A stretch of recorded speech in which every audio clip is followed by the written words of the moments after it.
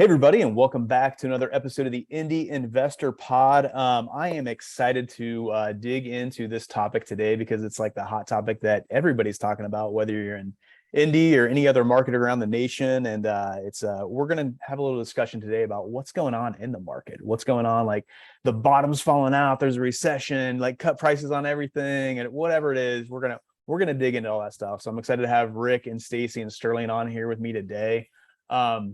So I know one of the coolest things, and this is one of the reasons I love being a member of Cyria and being a vendor of Cyria.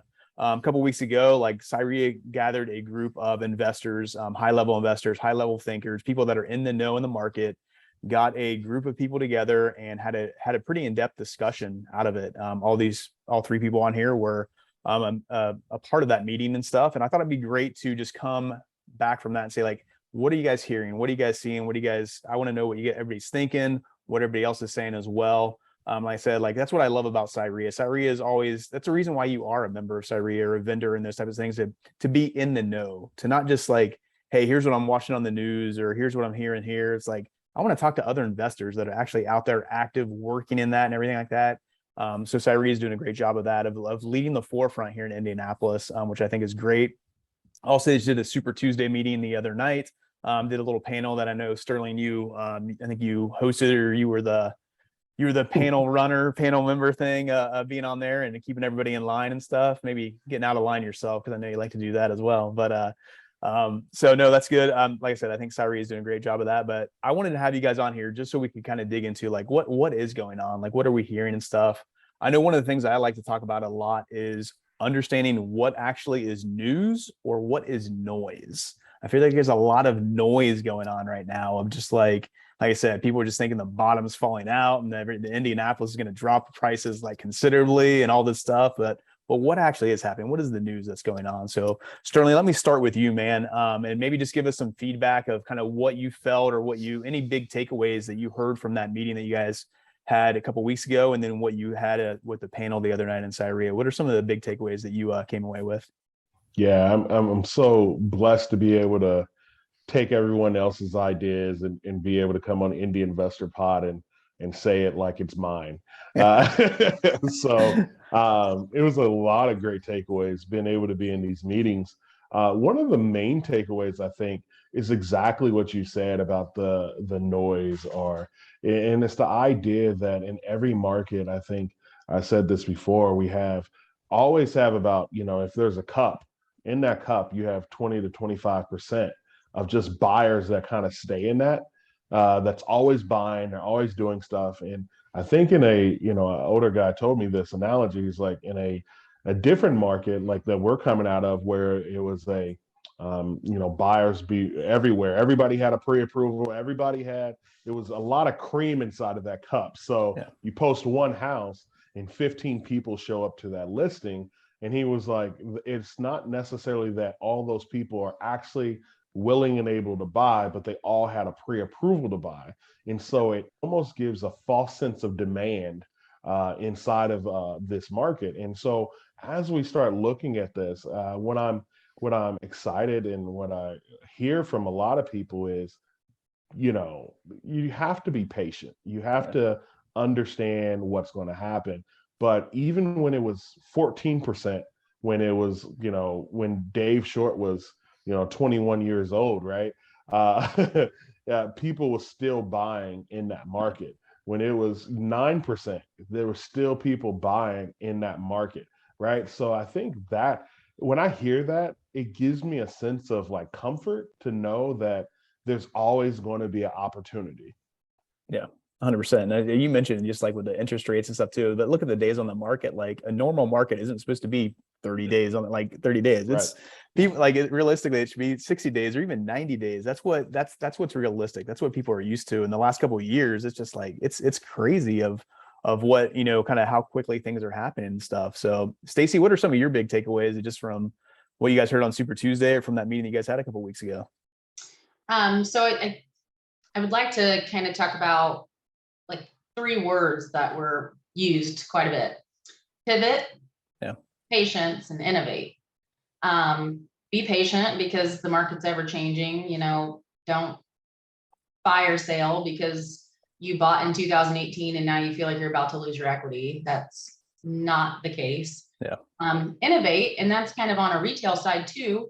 Look at different financing options. With me being a retail agent, sometimes a 30-year conventional mortgage doesn't make sense right now. Do a 3 or 5 year ARM and refinance once the rates drop. So that's something that can make you more competitive in the market in the retail side. And also if you're an investor and you're like, hey, I want to buy this deal, rates are too high, they have investment arms too. And then pivot, if you're seeing that, interest rates are going up, maybe doing a BRRRR isn't the right thing to do right now. Maybe you need to find something that's more of a buy and hold that you have the cash for. Maybe flip a couple until you have the cash.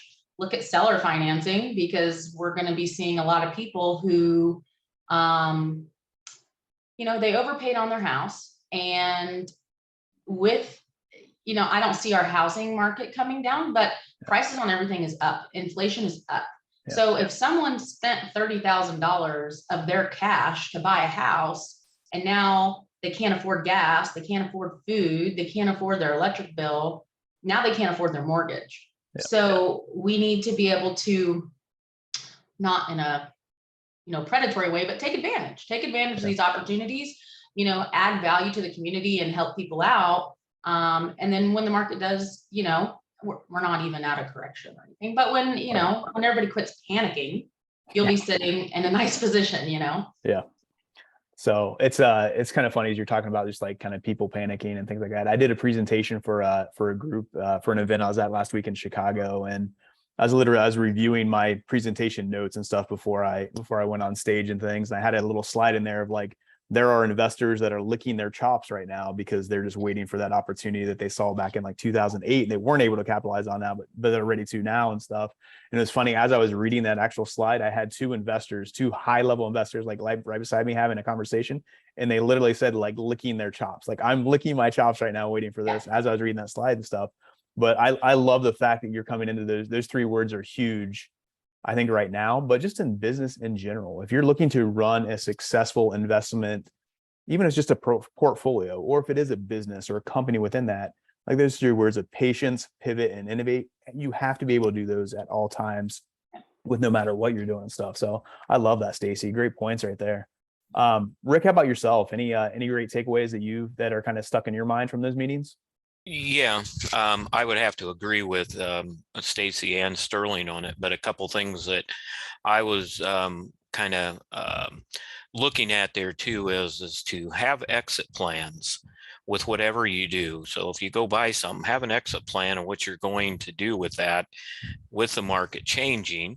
Just like we have two houses we built that are in that higher echelon of price range that, we did pivot and we did find another strategy, and we're going to keep them as a short-term rentals.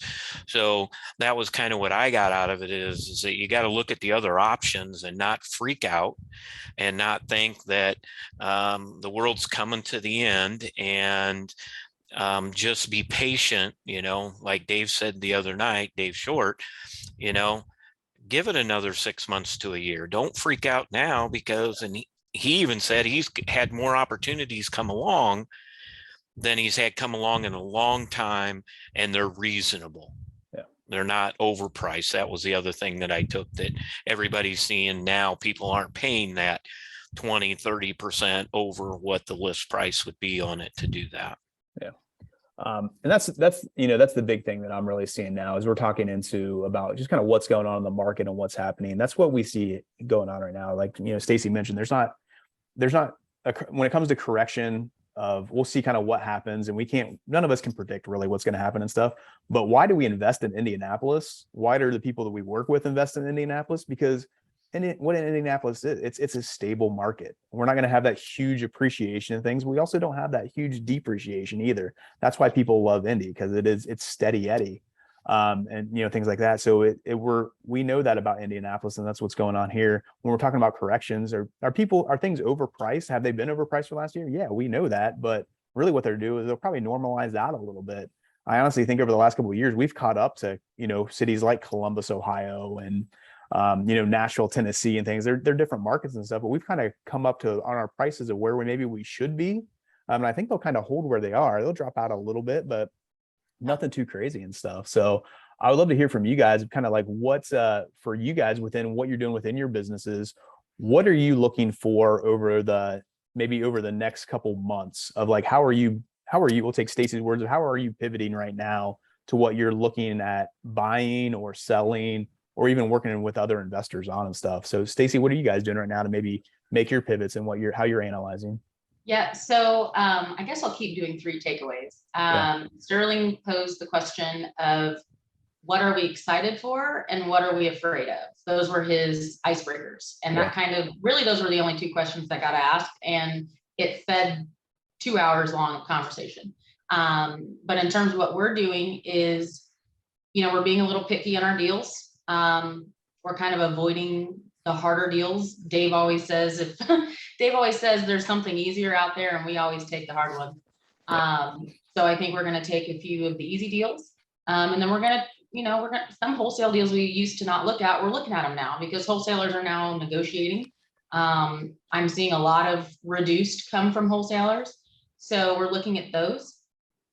What we're excited for is, we are excited for the panicked sellers. We just talked last week that we're going to, we haven't put any wholesale marketing out in a long time. We still have all of our systems in place. So, we're going to pick a couple neighborhoods, hit them kind of heavy and see if we can take advantage of what's out there. We're reaching out to some of our lenders like, hey, this is what's going on. We're hoping to have an influx of deals. What do you have liquid and what are you ready to spend? Because when we make these offers, we want to close. And so that's kind of what we're doing.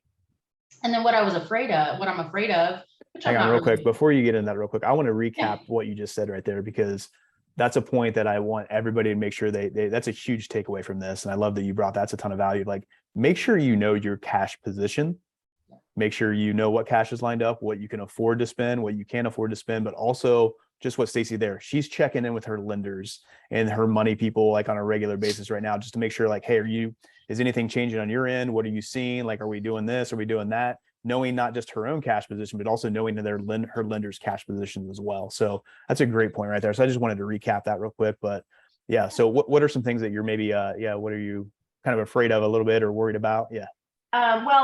With the rates going up, a $450,000 house at a 6% interest rate is now what, $500 more in a payment. Yeah. And we have a lot of that higher end stuff. We have a new build that we haven't even broken ground on because we're waiting on the city. So we were afraid for that. We're like, wow, we closed on this a couple months ago, and now are we maybe going to have to hold this? Luckily, we bought it at a really good price, and we have a nice amount of profit in there that we can negotiate.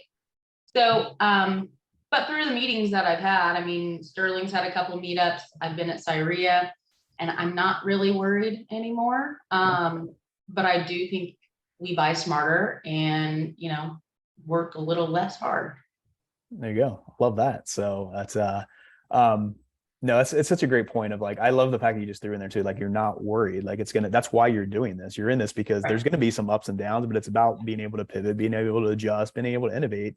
Like, that's why you're in this business, because it can always be done. And there's going to be a lot of opportunity out there for a lot of people that we should be excited about. If you're looking to invest here in Indianapolis. So that's great. Rick, from your standpoint of even just like what you guys are doing within your own stuff, and then what you're even hearing from I know you guys are working with a lot of buyers and sellers over there at Hawker and stuff like that. So what are some things that maybe you're doing or that you're hearing about how people are pivoting right now? Well, on my end of it, it's kind of like what, when Sterling asked the question too, is that the big thing is that we've been talking about how we're going to pivot. Okay, what we want to look at. So us as my investing side and hold and flip side is that we're kind of looking at the lower end of it now. And Dave Short had made a point that he is going into some of these deals and he's not looking at more than 40,000 to do his flip on it. made a lot of sense. And so that's what we've kind of looked at is not going in there, not buying something that's not going to be in that 300,000 and below, or because like Stacy said, you know, a $400,000 loan today compared to what it was 3 months ago is $500-600 more in a payment. So we've kind of adjusted ourselves to that, and we have found that we want to buy some more hold properties too, and buy them at the right price now, and then when the market turns around, then shift and sell them. Just like the 2 new builds that we have, you know, we're going to hold them as short-term rentals, and then once the market turns around, you know, they're going to be worth more than they are now, we hope, and you know, we'll have more than enough income to cover our mortgage side of it. Stacy had made a point about finding money. That's always been a difficult thing to do. But we have been able to find some investors now that friends that are looking at the market, looking at everything and seeing that, you know, maybe it is time I invest into some real estate. So, but over here at Hawker, you know, I've seen a decline in some of our investors. So I'm not sure if it's because they're holding off to see what's going to happen in the market, but like your company and a couple others, I don't see a slowdown in what you guys are doing. I have actually seen some increase from some of them out there. And I think most of them, the ones that I have spoke to, has said that, you know, I'm really enjoying this part of it because now I'm buying properties that I can make a little bit of money on them and realize that you can't walk away and make $100,000 on a deal anymore, or 50,000, you know, it's going to be that 10, 20, you know, and you have to be satisfied that if I can do 2 or 3 of those a month, you know, $30,000-$40,000 as an individual that does it. But yeah. I'm seeing a lot of the single wholesalers that we used to deal with I don't see them around as much anymore. I don't see them ordering much from us. Yeah. I think that's pretty typical. I mean, I look at it from, you know, from my standpoint as a wholesaler and as a property provider, of what I really look at in situations like these, and what I'm hearing from people on the national level, what they're seeing in other markets and things like that, is generally what you're gonna see is like some of those one-off wholesalers that were just kind of getting things under contract, and you know, it crazy prices, and just, you know, maybe they get 5 contracts and maybe sell 1 of them or something like that. Of some of those people might not be around after a while and things like that. So I'd say if you're in that position where you are a wholesaler, just make sure you're refining like how you're running your numbers, what your buyers are wanting at. If you're able to reverse wholesale as much as possible, figure out what your buyers want and go out there and find those properties. That's really where that opportunity is, because there's a lot of people that still want to buy right now, no matter what. But you might not be able to just like a flipper in Stacy's situation. You can't just throw a property on the market and then like just say, okay, 20,000 over asking, a bunch of offers and so like that. Same thing with a wholesale. You can't just throw a property on Facebook. You got to go out there and work with actually have a buyer's list, work with your buyers and kind of figure out what they want and stuff. So yeah, great points, guys.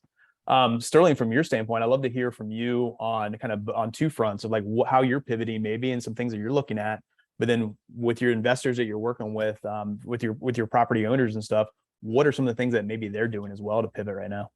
Yeah, I mean, so when I started looking at this, I'm really positive. You know, I was pivoting before this anyway, right?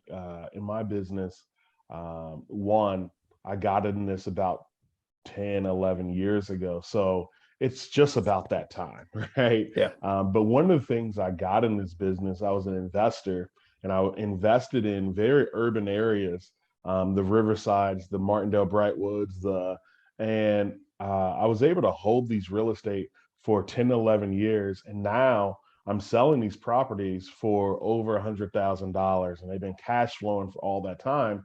So for me, people are like, why are you selling it? What are you going to do with it? Where are you going to put that money in? And honestly, I went golfing with a couple of dudes, with Randy from the Simple Team and a couple of investors, and I didn't have that answer. But after I left that golf meeting, I was like, oh, I know what I'm doing with this, right? And I wanted to find another Riverside. I wanted to find another, Martindale Brightwood. So I'm looking in some of those smaller markets, I mean, some of those markets that kind of been looked over, but has good economic, strong, population density and things like that. And I'm trying to see if I can place my money there and wait another 10 years and maybe kind of do the same thing over again. On the property management side, I think. Wait, hold the up. one- You don't want to share those markets with us? So afraid I'll beat you to them or what? I've learned that this Indy investor pod has got a reach like none other. The minute that I say like a market and I'm like, wait a minute, I saw that person's buying there now. So I'll just say, it's some of those smaller markets that we kind of looked over, but now still have population growth, right? Yeah. Mm-hmm. And you can make up what that means to you, because it's all across Indy. Like, there's not really, honestly, there hasn't been a specific place for me. I'm looking at a deal with one of my investors in Plymouth, Indiana, right? Like, I've never even heard of Plymouth, Indiana before, right? So for me, it's just these the cities kind of got a lot tighter for me. Yeah. And I'm still able to wholesale and I'm still able to flip houses in the city. But when it comes down to what I'm trying to hold right now and my investors, is that, right? And I think what they said about money, it's so true. I kind of I feel like I've been having this conversation for the last 30 days about like money and access to money. And when I start seeing, the stock market fluctuate in the way that it's doing, I get a lot of phone calls from my investors like, hey, you have anything for us? So that's what excites me. And then I start looking at, even the fluctuation and what that does for people's retirement accounts and how that can play a factor inside of this. And people just want it to be more tangible. So I'm actually like, today on my big three is really taking the time to write a better script when I'm coming to these investors and talking to them about like, hey, I can teach people how to use their retirement money and make more money from it, right? Like my approach, I'm kind of changing my approach a little bit more because I'm getting a lot more calls from people that are kind of feeling the effects in the stock market or in their retirement accounts. So that's what really excites me. But I'm just looking for that next deal too. Yeah. That's one of the things. That's where I see a lot of opportunity right now, where I get excited about. This is the perfect time to be asking people for, hey, do you want to be a private money lender? Or, hey, I'm looking to do this, and sure enough, those kind of things. Because with the market, fluctuating the way it is, it's a great time to do it. Now, also, you will have those people like, oh, the market's down, I'm putting all my money in there because it's, you got those people as well. But there's other people that just want a little bit more of that security of like, oh, okay, you can get 3% of the stock market. Like, I'll give you 8. Like, we can do that. So great time to find money right now and things. I know one of my things from my standpoint, what I'm always consistently doing is whenever we are maybe hearing about a shift or worried about a shift or any type of thing in real estate, what I'm always doing is I'm always looking at markets such as San Francisco, San Diego, Salt Lake City, Phoenix, Las Vegas. I'm always in contact with people out there in those markets to see what's going on. And usually whatever's going on out there, we usually see those effects here in Indianapolis, maybe like 2 or 3 months later. So just to give a little insight, what I'm hearing and what I'm seeing from them right now is they're saying, hey, that property that they maybe, 2 months ago could have sold for $1 million and it would have spent like maybe 5 days on the market. Usually right now, what they're seeing is that property is going to spend about 20 days on the market and it's going to sell for about $950. Yeah. So not much of a drop really in the price or anything like that. And really what that is there's a lot of buyers out there that over the last couple of years have just held off. They have not wanted to buy just because of the pace. Everything was just moving so quickly. There's a lot of people. If somebody you're a little indecisive or you're a processor, like you're not going to make decisions on a whim like some people have been doing over the past, couple of years, honestly, here in Indianapolis. But there's those people that are ready to analyze a deal and ready to dig in, and things aren't, as long as things aren't moving so quickly, they're still going to buy and that price still holds. So really what I'm seeing right now from out there and what I'm seeing here in Indianapolis, maybe the days on the market is up a little bit, but the prices haven't come down. It's just because people are still getting the same prices they need to. but it's just taking a little bit longer to sell, which is typical, and that's what's to be expected. And I think those days on the market will continue to rise a little bit. I honestly do think that the prices will come down a tad, but I think you're still going to be able to kind of get out of it what you will be able to. I don't think you're going to be able to do that part of, oh, I put, where you're kind of like, hey, I'm over budget on my flip and I still made my 40 grand. I think some of those days are over, of like, if you make a $30,000 mistake on rehab on a flip and stuff, you might break even on it versus, kind of being able to let the market correct it for you. So I think you just got to be careful there. But I'd love to hear just anything that we didn't talk about or anything we didn't mention. Let's just kind of go through, just kind of go around the horn one more time and just get some last thoughts from you guys of just whether it's something that, hey, buyers, sellers, be on the aware of this, or hey, this is something else I'm thinking about. We haven't mentioned this, but Rick, any last thoughts from you on what we've been talking about? Yeah, I just think that be more conscious of what you're looking at and how you're doing your pricing on it, and do your due diligence on the title to see, because we're seeing here in the office that there's a lot of junk in the trunk, and it may not be worth your time to go through the process of trying to clear those up.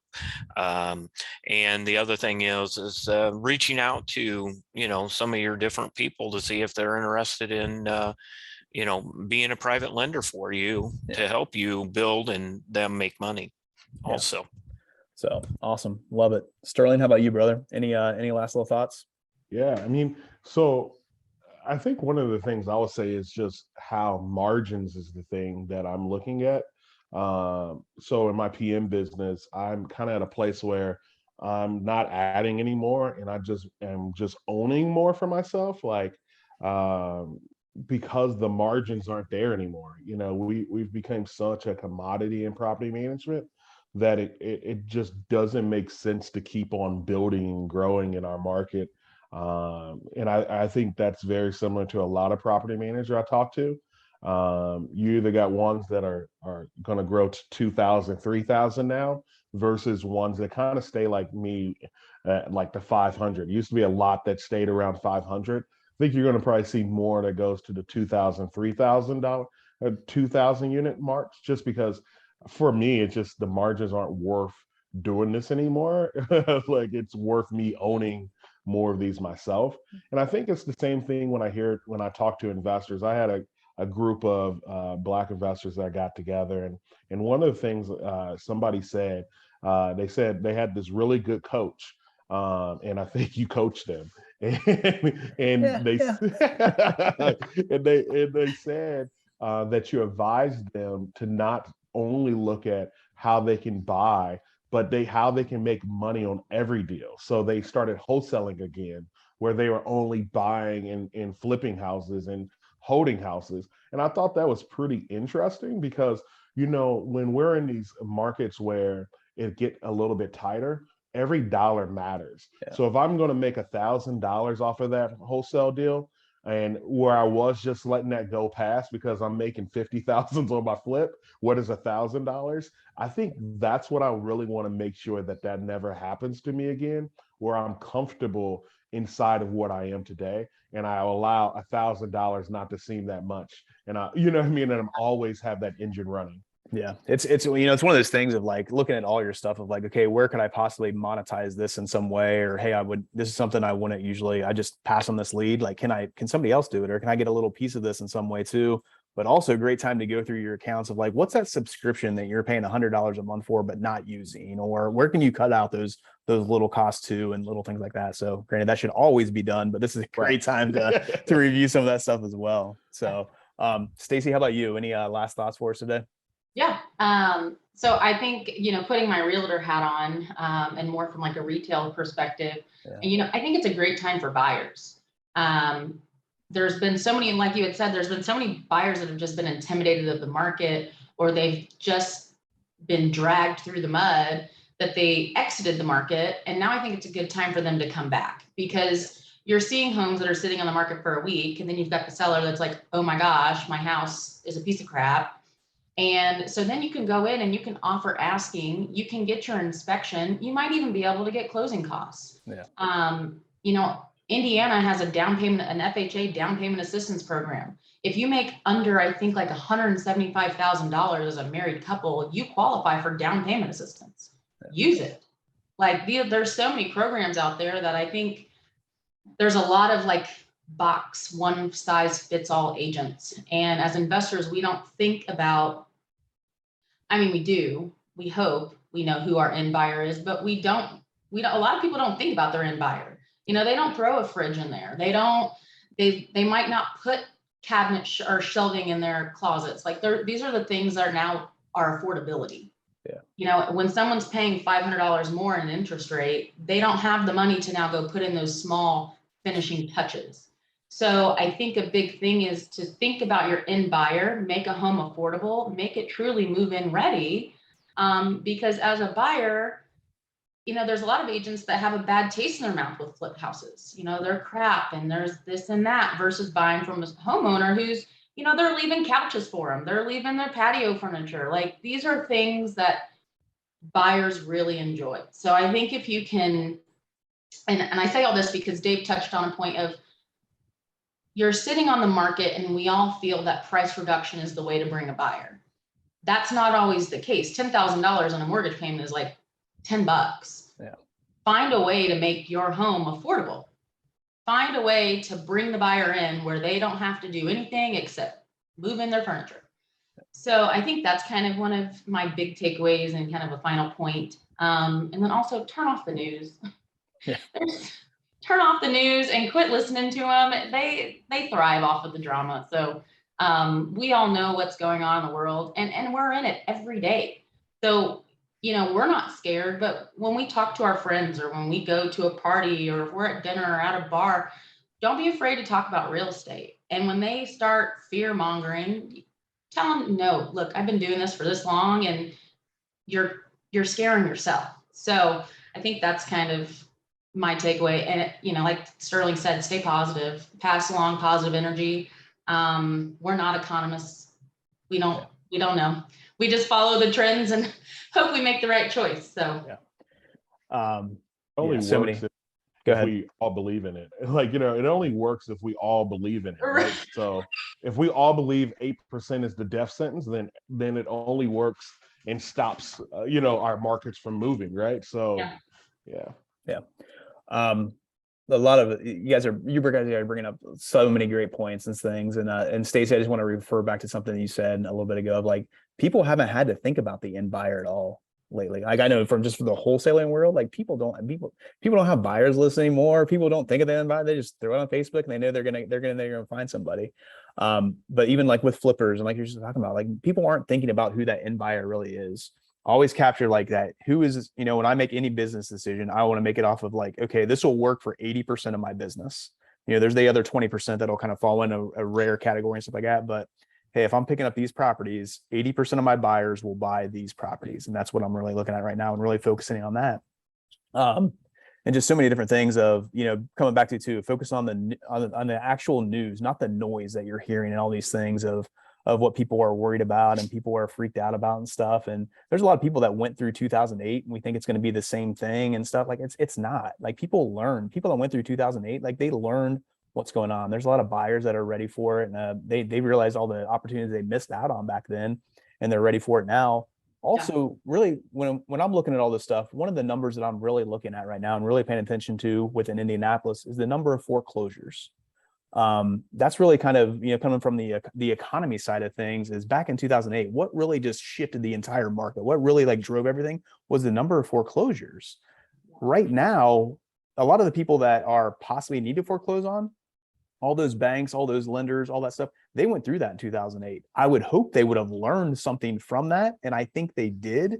So we'll see what happens on this back end. I don't think we're going to see that huge influx of foreclosures. There might be a little bit of like, hey, let's try to work through this. Let's figure some other things out versus just foreclosing on everybody and having this huge influx of all these properties that throws off the whole economy and things. So that's one of the numbers I'm really looking at now to see what happens here in Indianapolis, of just how many foreclosures are coming in at a time and kind of what's going to happen with that and stuff. But through all of this, I'd say what you're hearing from 4 people that are pretty in the know on what's going on in Indianapolis, of like, I don't know, like I'm excited. Like I I know Rick mentioned like our team, like we're sending a lot of files over. We're closing a lot of deals. Like I'm adding to my team right now. Like we're ready for this opportunity. And from hearing from you guys are in that same position too. We're excited about it. We know what's coming and we're ready to pivot, be patient with it and all those things and being able to innovate and figure all that stuff out. My last little point here that I wanted to kind of talk about with that patience. I had an investor he has a property for sale in Muncie. Had it on the market. I think he was put on the market for like $200,000. ARV is right around there. He's right at the price he needs to be. His realtor did a great job of figuring it all out, putting it all out there. But he didn't get any offers within the first week. And he's just like, okay, do I drop the price or whatever? He's like, can you buy it? Can Simple Quarters buy it? Like I would, but I'm like, I'll be honest with you, I'm going to give you $150,000 for it because that's where I need to be able to put a tenant in there and be able to do what we want with it or make improvements or whatever it is.